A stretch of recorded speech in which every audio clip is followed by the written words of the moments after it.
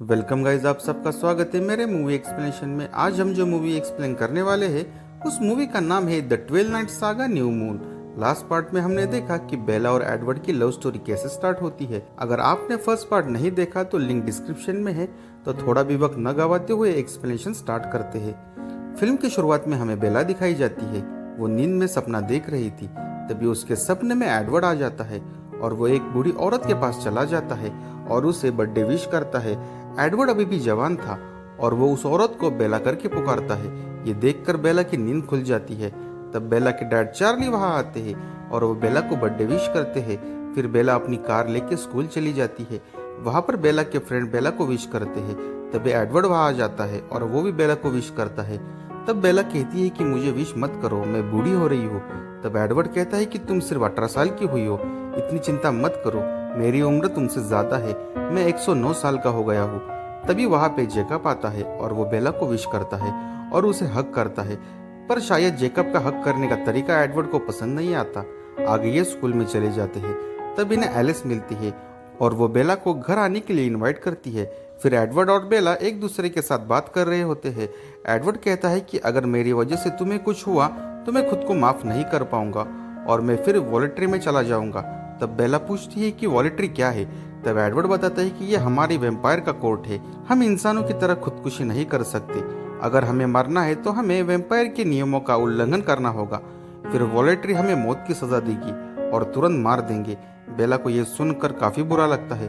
तभी वहाँ एलिस आती है और वो बेला को नीचे लेके चली जाती है। पूरी कलन फैमिली बेला को बर्थडे विश करते हैं और बेला को गिफ्ट देते हैं।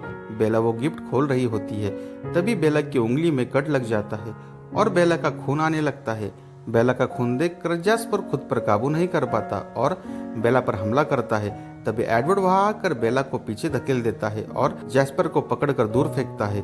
इस गड़बड़ी में बेला को काफी चोट लग जाती है और बेला का काफी खून निकलने लगता है। तभी वहां पे डॉक्टर कार्लाइल आके बेला को दूसरे रूम में लेकर चले जाते हैं और बेला की ड्रेसिंग करते हैं। बेला डॉक्टर कार्लाइल से कहती है कि आप खुद पर इतना काबू कैसे पाते हो। तब कार्लाइल कहते हैं कि मैंने इसके लिए काफी मेहनत की है। फिर एडवर्ड बेला को छोड़ने के लिए उसके घर चला जाता है। तब बेला एडवर्ड से कहती है कि तुम्हें मुझे वैम्पायर बनाना होगा, वरना मुझ पर हमेशा खतरा बना रहेगा और मैं बूढ़ी हो जाऊंगी और तुम मुझे छोड़ दोगे।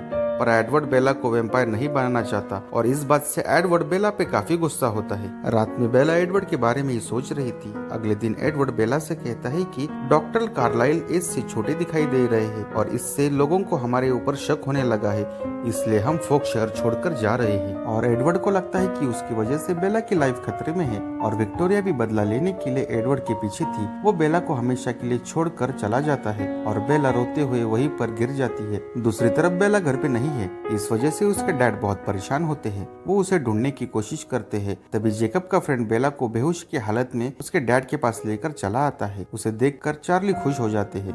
बेला एडवर्ड से दूर जाने का दुख बर्दाश्त नहीं कर पाती। उसे हर दिन पैनिक अटैक आने लगते हैं। बेला की ऐसी हालत देखकर चार्ली काफी परेशान हो जाते हैं। उसके बाद बेला एडवर्ड को हर जगह ढूंढने की कोशिश करती है, पर उसे एडवर्ड कहीं नहीं मिलता। वो स्कूल में भी अकेले रहने लगी थी। तब बेला के डैड कहते हैं कि तुम्हारा बर्ताव मुझे डरा रहा है, तुम्हारी हमें काफी चिंता है। और वो बेला को दोबारा उसकी मॉम के पास जाने के लिए कहते हैं, पर बेला उन्हें मना कर देती है। उन्हें ये यकीन दिलाती है कि वो बिल्कुल नॉर्मल है। उसके बाद बेला उसके फ्रेंड के साथ शॉपिंग के लिए चली जाती है। वहाँ पर बेला को वही लड़के दिखाई देते हैं और उसे वही रात की बात याद आती है जब उन लड़कों ने बेला को छेड़ा था। तब एडवर्ड ने उसे बचा लिया था। वो फिर से उनके पास चली जाती है ताकि वो लड़के उसे परेशान करे और एडवर्ड उसके सामने आ सके। बेला उस लड़की के साथ बाइक पर चली जाती है, पर एडवर्ड वहाँ पे नहीं आता।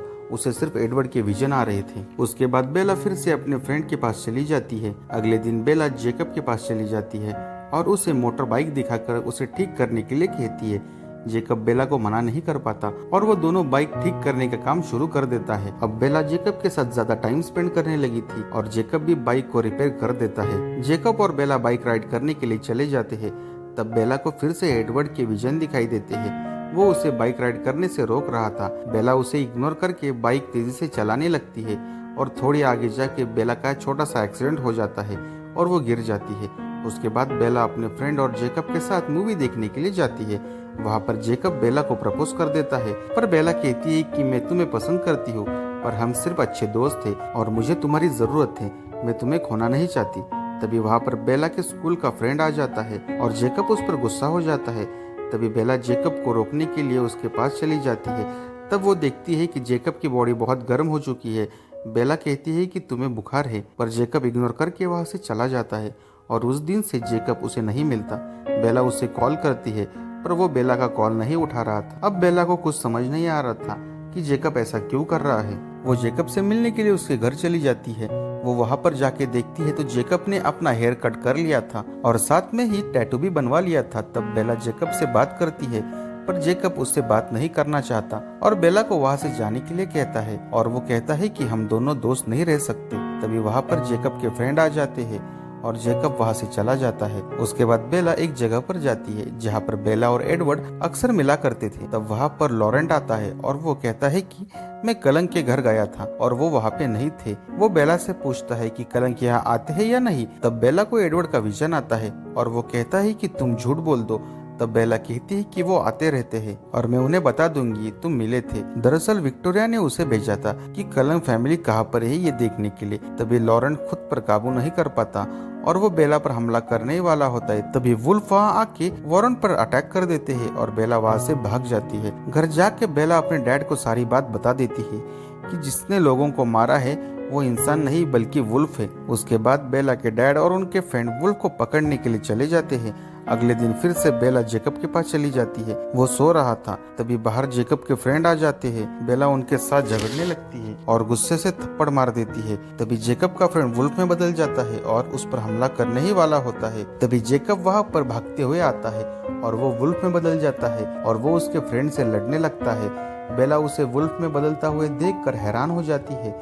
उसे समझ नहीं आ रहा था कि ये सब कुछ क्या हो रहा है, जैसे कि उसकी लाइफ कुछ नॉर्मल नहीं है। थोड़ी देर बाद जेकब बेला के पास आकर बेला से बात करता है। बेला उसे कहती है कि तुम भेड़िया में कब बदल गए। तब जेकब कहता है ये बदलाव मेरी चॉइस नहीं थी, ये मेरे अंदर पहले से ही है और मैं कुछ नहीं कर सकता। जेकब कहता है कि तुम्हें मुझसे प्रॉब्लम है पर एक वैम्पायर से नहीं। तब बेला कहती है कि वो किसी को नहीं मारते, तुम इंसानों को मारते हो। जेकब कहता है कि हम किसी इंसान को नहीं मारते बल्कि हम इंसानों को बचाते हैं और हम सिर्फ वैम्पायर को ही मारते हैं। बेला परेशान हो जाती है। उसे लगता है कि जेकब कलंक के फैमिली को भी मारेगा, पर जेकब कहता है कि तुम फिक्र मत करो, हम कलंक्स को नहीं मारेंगे जब तक वो टेरिटरी नहीं तोड़ेंगे। पर वुल्फ अब विक्टोरिया के पीछे है। बेला कहती है कि विक्टोरिया अभी भी यहाँ है। तब जेकब कहता है कि वो किसी को ढूंढ रही है पर हमने उसे भगा दिया है। तब बेला कहती है कि वो मेरे पीछे पड़ी है। उसके बाद जेकब बेला को उसके घर पर छोड़ देता है और उसे कहता है कि तुम्हें और तुम्हारे डैड को कुछ चिंता करने की जरूरत नहीं है, हम तुम्हारे साथ हैं, और वहाँ से चला जाता है। दूसरी तरफ उसके डैड और उनके फ्रेंड जंगल में उन जानवरों को ढूंढ रहे थे। जेकब विक्टोरिया की शिकार करने के लिए गया था और बेला अब अपने घर पर अकेली थी। दूसरी तरफ जेकब विक्टोरिया को मारने के लिए उसका पीछा करता है, पर विक्टोरिया पहाड़ी से छलांग लगाकर समुद्र में कूद जाती है। वहीं पर जेकब बेला को देखता है। बेला खुद को अकेला महसूस कर रही थी और वो भी समुद्र में कूदकर अपनी जान देना चाहती है ताकि एडवर्ड उसे बचाने के लिए उसके सामने आ सके। वो पहाड़ियों से कूदने ही वाली थी, तभी एडवर्ड का उसे विजन दिखाई देता है। एडवर्ड उसे कूदने से रोक रहा था, पर बेला कहती है कि यही तरीका है तुम्हें मेरे पास बुलाने का, और वो वहाँ से कूद जाती है। वो पानी में देखती है कि विक्टोरिया उसकी जान लेने के लिए उसके पास आ रही है। वो घबराकर ऊपर की ओर जाने लगती है, पर तभी एक पत्थर से वो टकराने की वजह से बेला बेहोश हो जाती है और समुद्र के अंदर की ओर जा रही थी। तभी जेकब वहाँ आकर उसे पानी से बाहर निकालता है और उसे बचा लेता है और उसे घर छोड़ने के लिए जाता है। तभी जेकब को एक वैम्पायर की स्मेल आती है। जेकब बेला को घर के अंदर जाने से रोकता है। वो कहता है कि शायद विक्टोरिया की ये चाल होगी, पर बेला कहती है कि ये कलंक्स की कार है, शायद कलंक्स फैमिली वापस आ गई है। बेला जेकब की एक भी बात नहीं सुनती और घर के अंदर चली जाती है। तभी घर में बेला एलिस को देखती है। वो दोनों गले मिलते हैं। एलिस बेला को कहती है कि तुम बता सकती हो कि तुम जिंदा कैसे हो? मैंने विजन में देखा था तुम पहाड़ियों से कूद गई थी। वो उसे पूछती है कि आखिर तुम क्यों मरना चाहती हो? बेला कहती है कि मैं ऐसा कुछ नहीं करना चाहती, मैं सिर्फ क्लाइव जंपिंग ट्राई कर रही थी और वो सिर्फ मजे के लिए किया था।